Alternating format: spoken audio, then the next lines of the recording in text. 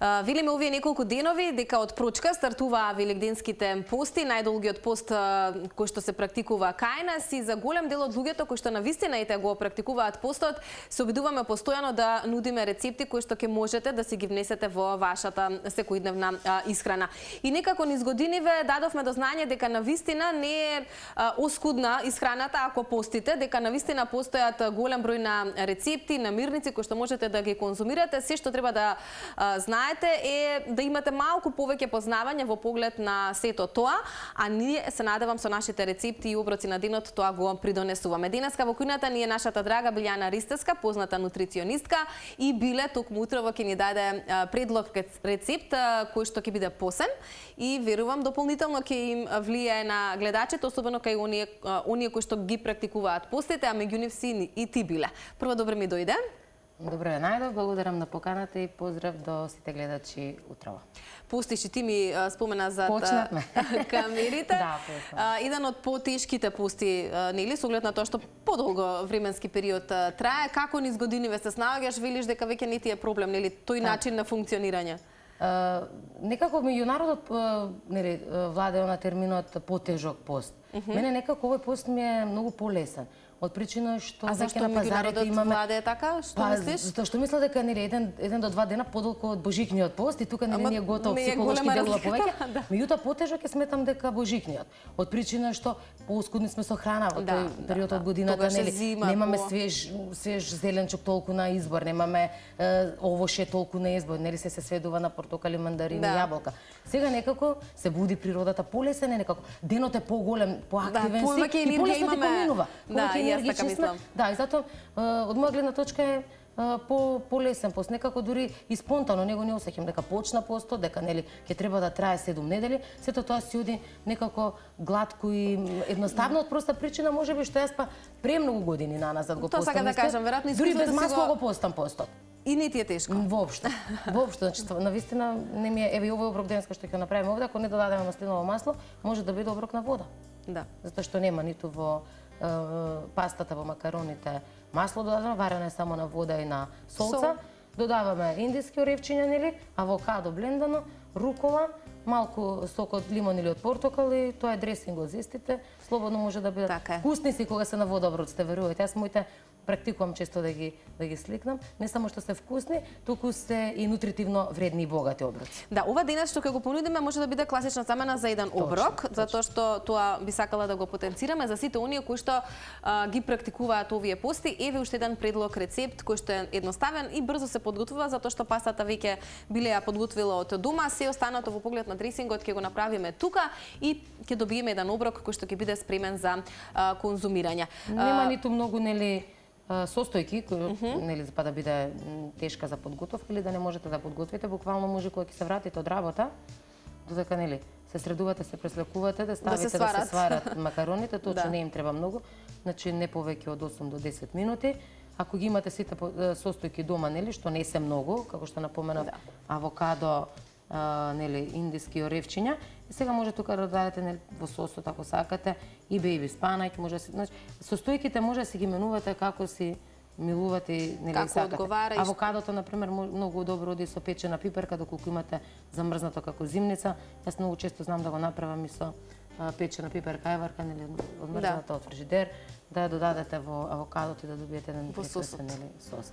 Може да се направи нели како гвакамоле со домаче, во секој случај разни има. Факт е дека постојат идеи, така не треба да речам. Не треба постот да се сведе на мармалад, леп и посен мајонез. Затоа што има навистина така многу храни. Така ли зборува твоето искуство? Точно, затоа што луѓето знаете како многу повеќе конзумираат леп за време на постот, мислејќи дека ќе останат гладни. Да. И нели леп и алва. Имам пациенти кои што дајат кај мене, нели сега ти не може денеска и да кажете дека нели постот не ми делува добро. Тоа вие не сте репрезент кој што треба да коментира за пост, доколку не се храните онака како што треба да да се храните. Во текот на денот мора да имаме баланс од макро и микронутриенти, без разлика што е пост. Значи ние мора да внесеме и здрави масти, мора да внесеме и протеини, мора да внесеме и јаглени хидрати, растителни влакна. Значи сето тоа треба да биде застапено. Не ако е пост да биде оскудно и да треба да се издржи. Не, постот треба да се ужива. Точно. Мислам дека низ годиниве некако се менуваат тие работи, за тоа дека нели нема што да седе за време на постите. Мислам дека и ние сме направиле некој удел во поглед на менувањето на виките со сите овие секојдневни емисии кои што ги имаме и нудењето на најразновидни рецепти. Веројатно и оттаму се поголем број на луѓе да се охрабрат да ги практикуваат овие пости.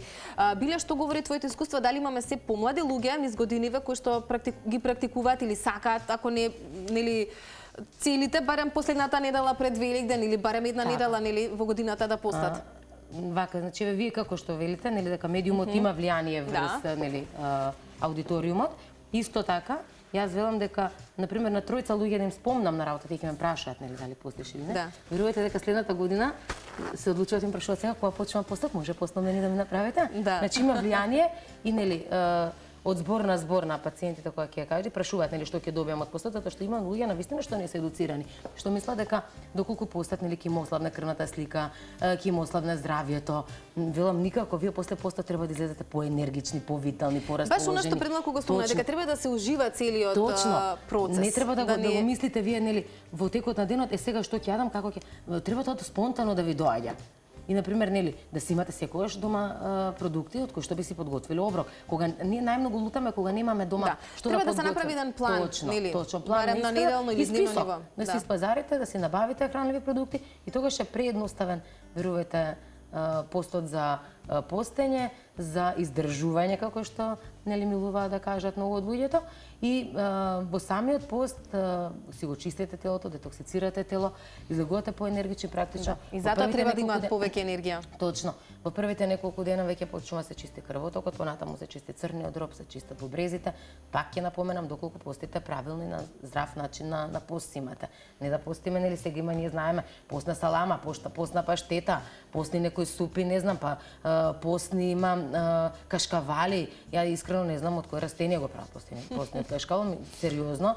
Меѓутоа гледам дека луѓето се вели не јадам јас кашкавал од животинско потекло, само оној постниот вели го јадам. Пластика јадете.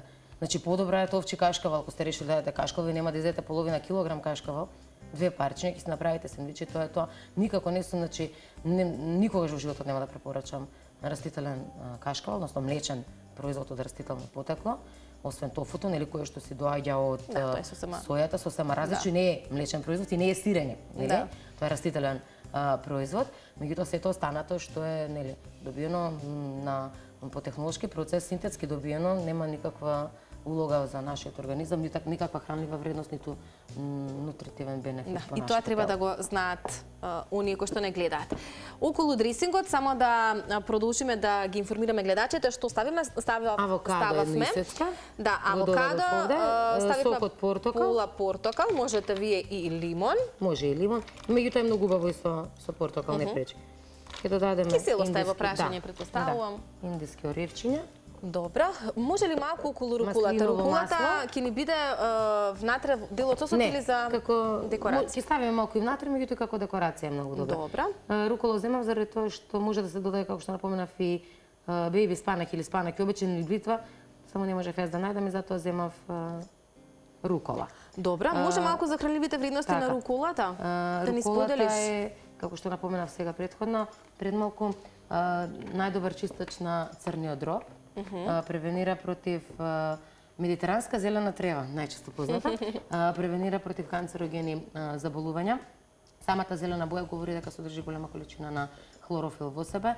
Практично тоа е компонента која што го чисти нашиот организам, дава добар проток на циркулацијата на крв во организамот, практично побрзо стасување на кислородот до мозокот, од каде што потекнуваат нели сите наши интеракции, односно наредбите стасуваат од овде горе, па ние сето тоа го менаџираме нели во организамот. Детоксикација прави навистина опасна и страшна во нашиот организам. Практично меѓународот е позната руколата како глуварче. Како глуварче, така, да. И Оние многу често добрите познавачи можат да ја сретнат и на... Точно, и си ја берат во природата. Во природа, да. Точно, ова е, например, култивирана рукола, меѓутоа и таа дивата рукола секако дека може да се јаде, малку е покиселка, меѓутоа се конзумира и се јаде не од сега, туку низ годините нашите предци ја конзумирале истата.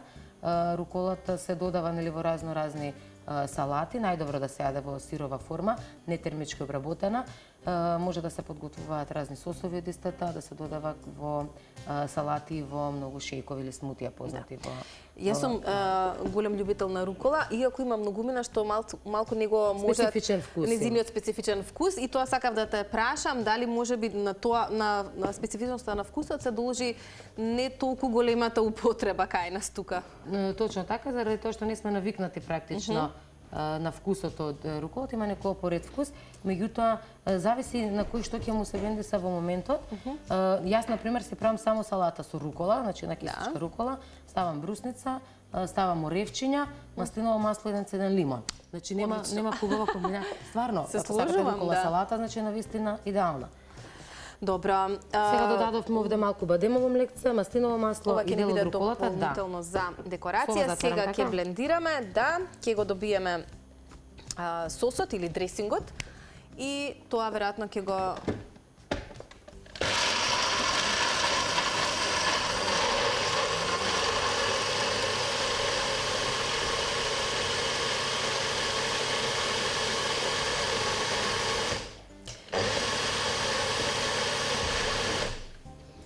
ете ни го...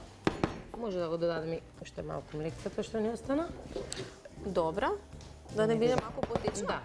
Добро, но и ова мислам дека е сосема доволно. Ова не морам да го блендам. Само ќе го промешаш. Добро.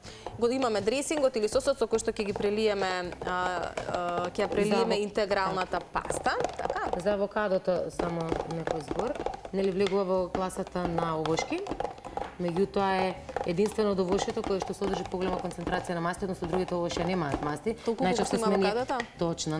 Не па и немаат овошјата други, затоа што ова е уникатно овошје кое што основниот состав му е базиран на масти, здрави масти, емолинската киселина, која што содржи маслиновото масло, превенира против кардиоваскуларни заболувања, против намалување на холестеролот во крвта и уште што е подобро, зголемување на добриот холестерол. Затоа што знаеме некој што е добро да биде низок, и кога е понизок добриот холестерол, едно авокадо на ден, верувате дека ќе го качи нивото на добар холестерол, а ќе го намали нивото на лошиот холестерол и на триглицеридите и на вкупните маснути во Значи едно авокадо на ден е сосема доволно, не е дека ќе претераме. Идеално, зашто содржи витамин Е, кој што е добар за кожата, за косата.